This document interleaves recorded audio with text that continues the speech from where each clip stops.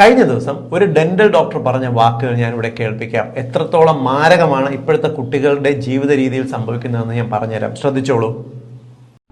ഇന്ന് രാവിലെ ഒരു കുട്ടി വന്നിട്ടുണ്ടായിരുന്നു. അവന്റെ അമ്മയുടെ കൂടെയാണ് വന്നത്.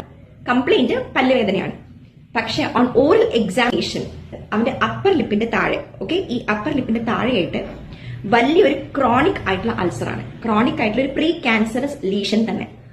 എന്താണ് ഈ ചെറിയ കുട്ടിക്ക് 14 വയസ്സേ ഉള്ളൂ, 15 വയസ്സ് 14 വയസ്സേ ഉള്ളൂ ഈ കുട്ടിക്ക്.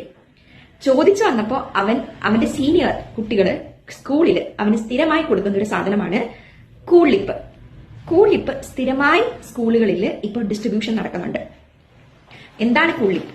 കൂൾ ലിപ്പ് എന്ന് പറയുന്നത് ഒരു ടുബാക്കോ പ്രൊഡക്റ്റ് ആണ്. പുകയില പല ഫോമില് കുട്ടികൾക്ക് ഇപ്പോ ലഭ്യമാക്കി കൊണ്ടിരിക്കുകയാണ്. നമ്മുടെ കേരളത്തിൽ നിരോധിച്ച ഒരു വസ്തുവാണ് കൂൾലിപ്പ്. കൂൾലിപ്പിനകത്ത് പുകയിലയാണ് പ്രധാനമായിട്ട് അടങ്ങിയിട്ടുള്ളത്. ഇതിനെക്കുറിച്ച് മുമ്പ് ഞാൻ വിശദീകരിച്ചിട്ടുണ്ട്. എന്നാൽ നമ്മുടെ സ്കൂളുകൾ കേന്ദ്രീകരിച്ച് കുട്ടികൾക്ക് പഠിത്തത്തിൽ കോൺസെൻട്രേഷൻ കിട്ടുന്നതിന്, രാത്രി ഉണർന്നിരുന്ന് പഠിക്കുന്നതിന്, കൂടുതൽ ഉന്മേഷം വരുന്നതിനെന്നെല്ലാം പേരിൽ ഇത് കുട്ടികളുടെ ഇടയിൽ വ്യാപകമായി പ്രചരിക്കുന്നുണ്ട്. കുട്ടികൾ ഇത് നമ്മുടെ നാവിൻ്റെ അടിയിലോ ഇല്ലെങ്കിൽ ചുണ്ടിന്റെ മേൽവശത്തോ താഴെവശത്തോ വച്ചിട്ട് പരീക്ഷ എഴുതുന്ന കുട്ടികൾ, പഠിക്കുന്ന കുട്ടികളെല്ലാം ഉണ്ട്. പലപ്പോഴും വായിക്കാത്ത വരുന്ന ഈ ചെറിയ ചെറിയ നീർക്കെട്ട്, ഇൻഫ്ലമേറ്ററി ചേഞ്ചസ് ഉണ്ടാകുകയും ലൂക്കോപ്ലേക്കിയ പോലെ സ്കിന്നിൽ വരുന്ന ചേഞ്ചസ് വരികയും ക്രമേണ ഇതൊരു അൾസറായിട്ട് മാറുകയും ചെയ്യും. ശ്രദ്ധിച്ചില്ലെങ്കിൽ നമ്മുടെ ചെറിയ പിഞ്ച് കുട്ടികൾക്ക് ക്യാൻസർ വരുന്ന, വായിൽ ക്യാൻസർ വരുന്ന അവസ്ഥയുണ്ട്. നിങ്ങളൊന്ന് ആലോചിച്ച് നോക്കിയേ, വായിക്കകത്ത് ക്യാൻസർ വന്നു കഴിഞ്ഞാൽ ഉണ്ടാകുന്ന ഡാമേജ് എത്രത്തോളം വലുതാണ്.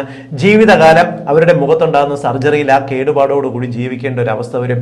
ജീവന് തന്നെ മാരകമാകും. ഒരിക്കലും ചെറിയ കുട്ടികൾക്ക് ക്യാൻസർ വരുന്ന, വായിലൊക്കെ ക്യാൻസർ വരുന്ന കാര്യം മാതാപിതാക്കളും ചിന്തിക്കാത്തതുണ്ട്.